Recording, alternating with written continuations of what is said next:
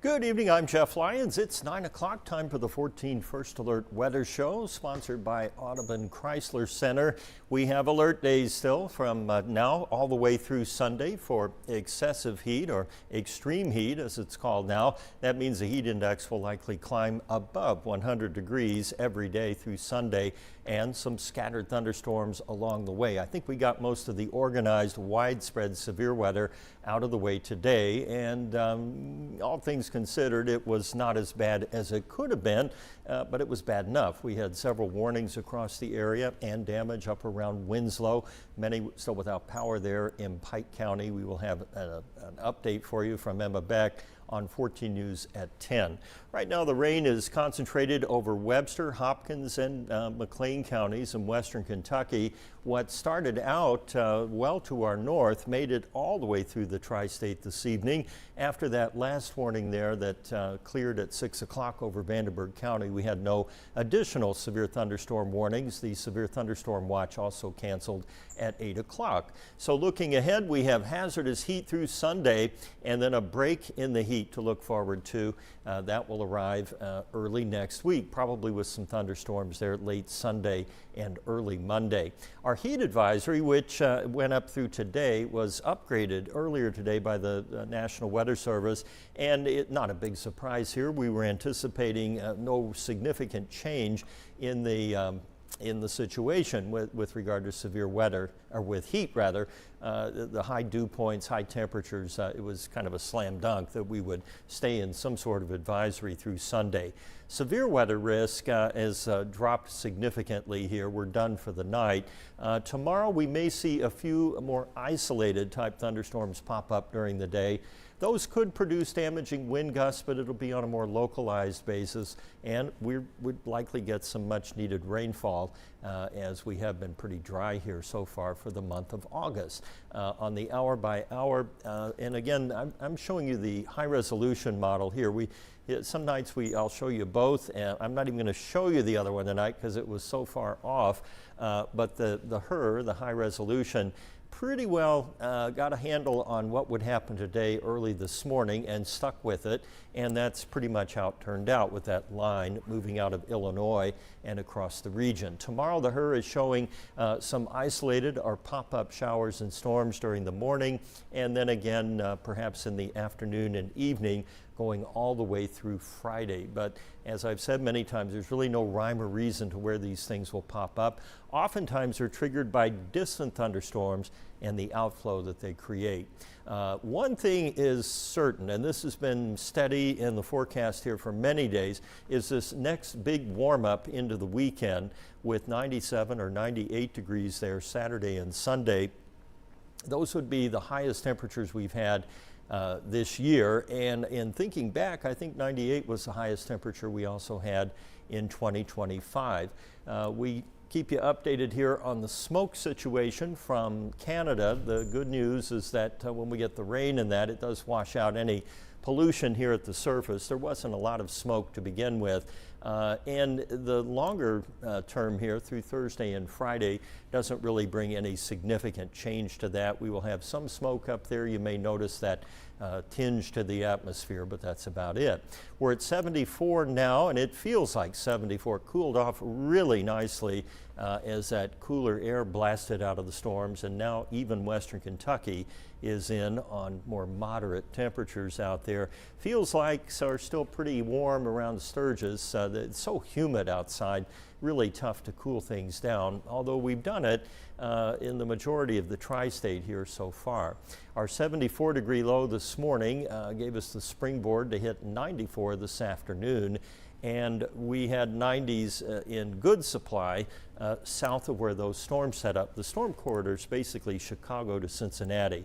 You can see how it was cooler there. We have more cloud cover, and then when the storms finally did get going, they kind of fanned out and moved closer to the tri-state today. So that is for the heat wave 1, 2, 6 in a row, although the humidity wasn't quite as oppressive over the weekend. But I think in the final analysis here, we're going to call this a 6-day heat wave going on at least 10 in a row at 90 or above and higher heat index values. No rain to show on the official count, and that won't update until midnight, but we had an inch and 34 hundredths at Evansville Regional just today, and I compared it to my rain gauge at home, which is near the station here, and I only had 2/10, so it was still pretty selective on where the heavier rainfall came.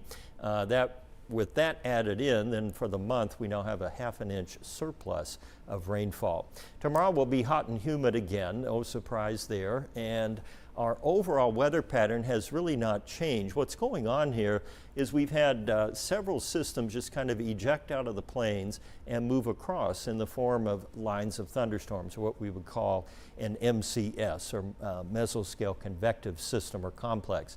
And these are the ones that can produce a derecho, which is a longer range or longer tracked wind event, or these little lines and segments of thunderstorms. In any case, when they get organized like that, that is to say in a line, they have a much higher probability of producing damaging winds with the environment that we are in. And that pattern will continue. You see more thunderstorms showing up here in the models for tomorrow, and maybe again along that same streak through early Friday and Friday night. Poor Chicago can't catch a break if all of that verifies, and it won't, by the way, but you know, they could still get a couple more rounds of big thunderstorms up there. On the GFS model, we stay dry through early Sunday, but then late, I expect a cold front and some thunderstorms, and then a shift in the wind direction to knock down the humidity and break the heat wave for Monday and Tuesday. So it is going to get better. Trust me on that. We're not going to be looking at, 100-degree heat index at Thanksgiving. Well, never say never, but that's pretty far off. But at least here for the short term, the next couple of weeks, we will catch a break. And additional rainfall there, not concerning. However, some of these bigger thunderstorms can put down a ton of rainfall in a short period of time. I don't think we got the European model data today. Somebody probably needs to pay a bill. All right, let's, well, we got the rainfall data with about a ½ inch again for 7 days. Showers and thunderstorms ending tonight. I'm going to leave that in just because we could still have a couple kind of rile up overnight. 93 tomorrow, again a chance of an isolated thunderstorm. And then our first alert weather days take us to Sunday. The peak of it all there at 98 if we hit that. And then next week we start to pull back to earth just a little bit. Longer term here through August the 26th keeps us warmer than normal and near normal or below normal on rainfall. You got to stand on your head for the pet pick tonight. That's Jonesy with the vampire teeth. And I think those are actually his teeth, not those phony ones you buy at the novelty shop. So we appreciate that. And again, I'm looking at archive pet pics. We are actually not able to access the pictures you're submitting right now. We've got some kind of connectivity issue between our computer and that one. So I'm showing the best of pet pics tonight. But Jonesy certainly was a best of. And that might be the way everybody is here during the First Alert Weather Show, upside down with your teeth hanging out, or up. I'm not calling anybody out here. You all are fine people and with good teeth. Actually, that dog has good teeth. You look at, they probably eat milk bone, and it got the tartar off. All right, before we go to vet school, let's see what you all are saying. Cheyenne Hammonds, good evening. Hey, Cheyenne. Teresa Hawkins had an inch of rain in Whitesville. My goodness. Okay. Let's see. Cheyenne Hammonds says Erica Green. Maybe that's Erica Green's dog back there. I'll stand over here so you can see the teeth. William Raleigh had a ½ inch of rain by Bosse Field. Well, now see, that's interesting.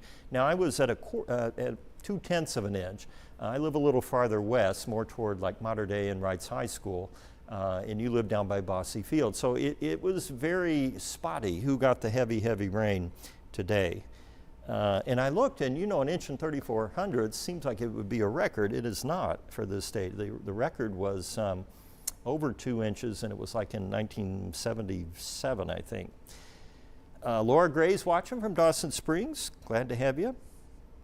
Jeff Miller out and about was really good. Must have been was it the lettuce guy?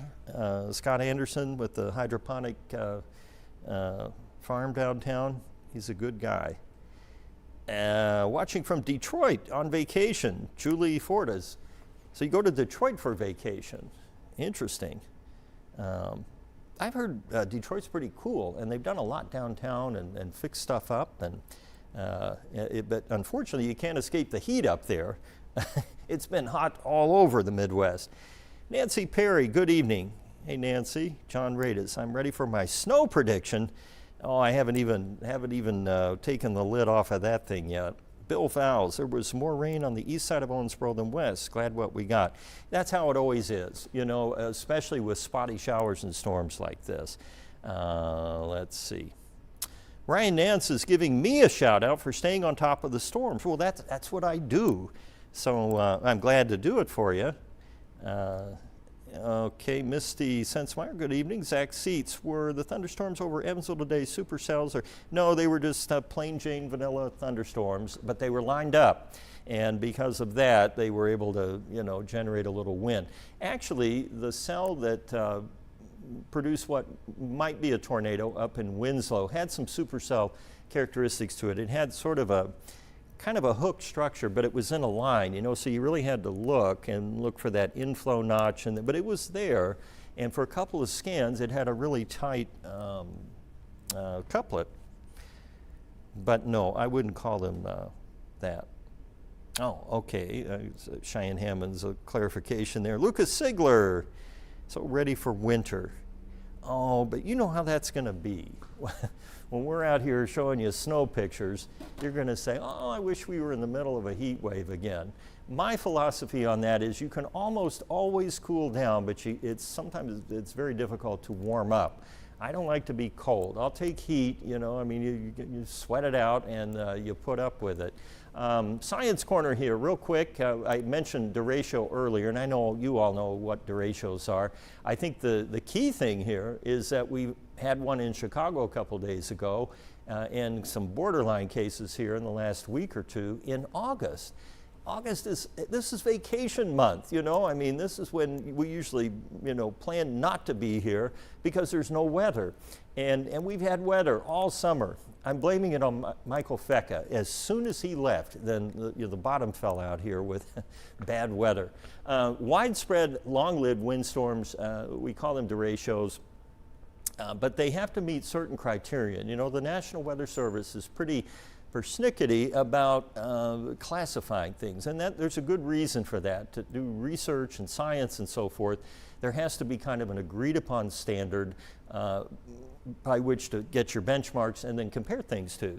And so over time, and with study here of many events like this, it was determined that a true derecho would have to have wind gusts of at least 58 miles per hour along most of its length, and a few well-separated 75 mile per hour or greater gusts, and that the path must be more or less continuous with damage or impact. And so the number that was determined was if it travels 400 miles, meeting that specification, and it's at least 60 or more miles wide, then you have a derecho. And in the case of the one in Chicago, it originated up in Iowa, came across Chicago, northern Indiana. You saw the damage up there in Portage, Porter County, Portage, Valparaiso, Lake County, right, the region up there along Lake Michigan. And as I mentioned before, what's really kind of shocking about all of this is that August, on average, and now we're looking at you know, long-term database here, usually 6% of the derechos would happen in the month of August.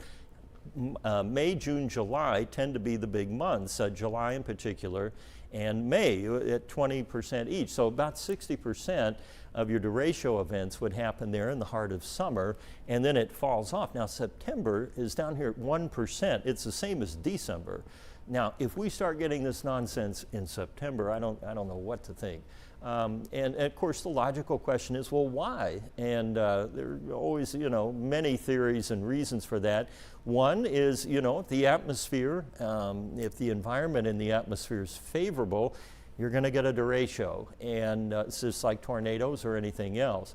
Does it have to do with climate change or global warming? It could. There's more heat. Our summers are hotter. In fact, July this year for the lower 48 states was actually hotter than July of 1936, the Dust Bowl years.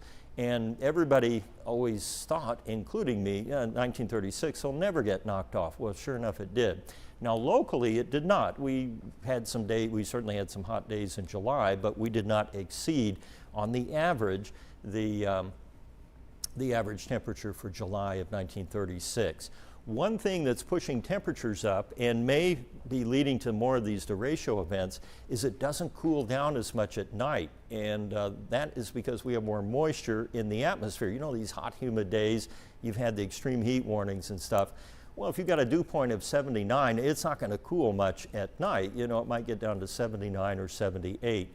So you've got more juice in the atmosphere, it's hotter, and then you get more thunderstorms as a result. And if you're going to have more thunderstorms, then the odds kind of favor getting a derecho event. So we're calling these the off-season derechos, and we're offering them now at a 10% discount, cash and carry. So take one, take them all. All right, fortunately, we haven't been in the path of one, and you don't want to be either. There was a derecho event here, I think it was 2008 or 9, and it was primarily southern Illinois. It was Mount Vernon, and like in Mount Vernon, they had widespread 80-mile-an-hour winds, and like a third of the houses were damaged in Mount Vernon, again, Illinois, and that thing moved across and into the tri-state. We've had other widespread wind events that maybe weren't a derecho, but they were derecho-like. One that comes to mind is Hurricane Ike, which was after Katrina, or was it before? Well, it was in the around 2007 or 8. And then, of course, the granddaddy, if you're old enough, you remember June 8th, 1982, which today would probably be classified as a derecho event. Oh, just a little perspective for you there. Let's see. Zach Seitz, is El Nino typically snowy or drier than normal during the winter? It's usually warmer and drier in the winter here in an El Nino year. And this is supposed to be a big El Nino year. Lucas Sigler, them environmentalists need to take a chill pill and calm down. No, the environments. We're not going to throw the environmentalists under the bus. They need to take a chill pill and calm down a little bit. And they're so angry making all these storms. I don't know. If you think you can use psychological warfare on the weather and win, I'm all in. I'll go with you. I'll watch you do it. You do you. But in the meantime, we're going to sweat, and it will stay hot here all the way through Sunday. I'll have the updated forecast on 14 News at 10. Thanks so much for joining, and I appreciate it, of course, answering your comments and everything. So stay safe and have a good night.